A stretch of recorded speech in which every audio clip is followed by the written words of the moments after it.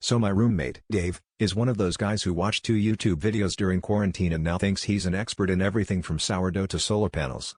Last week, he burst into the living room with that look, you know, the one people get right before they tell you about their new crypto investment. "Dude," he said, "do you realize how much we're wasting on laundry detergent? We could totally make our own.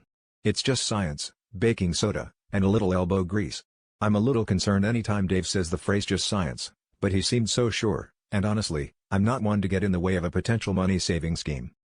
We spent Saturday afternoon grading soap bars, pouring mysterious powders into buckets, and arguing over whether a dash of borax was equivalent to a smidge or a pinch. Dave insisted on just eyeballing it, which, in retrospect, is how most of his ideas achieve maximum chaos. Eventually, our cauldron of what looked like pasteurized Elmer's glue was ready. Dave even made a label for the jug, Detergent X, clean like never before. Neither of us questioned what never before actually meant, but we were too busy high-fiving our ingenuity. The first load went in, and for a glorious 10 minutes, everything seemed fine. Then, I heard it, a gurgling, burbling noise coming from the laundry room, like a whale giving birth in a dishwasher. I opened the door to a tsunami of bubbles, surging across the floor like a particularly aggressive foam party.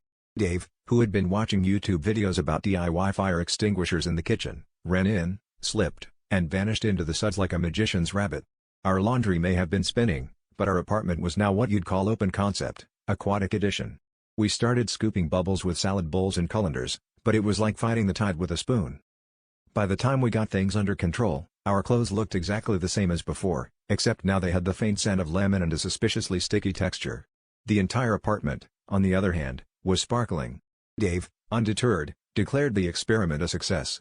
"We didn't just clean our clothes," he said, grinning through suds stuck in his eyebrows, "we gave the whole apartment a rinse cycle. Guess you could say we took cleaning up to a whole new level."